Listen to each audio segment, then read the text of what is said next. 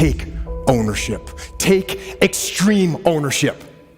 Don't make excuses. Don't blame any other person or any other thing. Get control of your ego.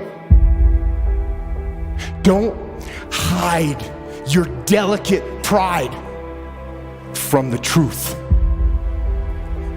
Take ownership of everything in your world, the good and the bad. Take ownership of your mistakes. Take ownership of your shortfalls. Take ownership of your problems. And then take ownership of the solutions that will get those problems solved. Take ownership of your mission. Take ownership of your job, of your team, of your future, and take ownership of your life.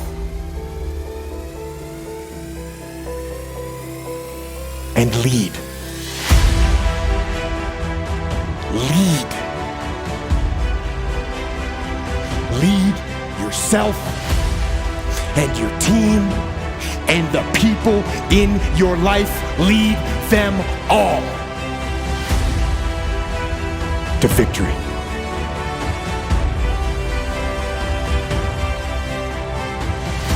You're never, ever, ever, ever going to feel like doing the things you need to do in order to have what you want.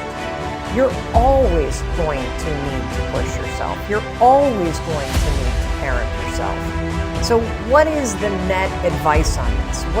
What is the bottom line? The bottom line is no one's coming.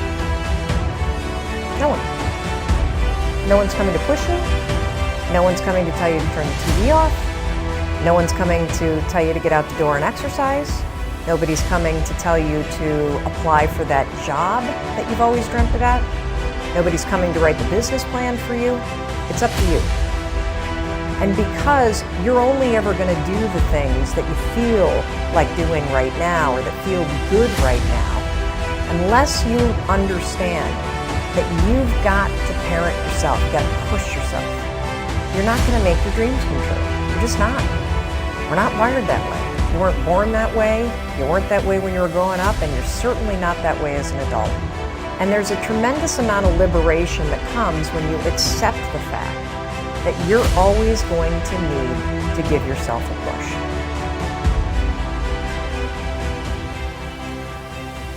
One of the things I have realized, and many of us have, that if you want something out of life, if you want to change yourself, if you want to acquire something, if there's some goal that you want to reach, that is really not easy as some people will make us feel.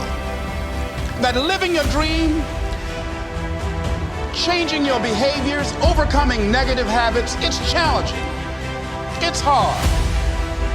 That living alone is just very difficult. And once we begin to come to grips with the fact that living is difficult, life is very challenging. So how do we begin to nurture that hunger? What are the characteristics or the qualities of people that are hungry? What will it take for me to get some of the things that I want? Being hungry for those things. Number one, you've got to work on yourself.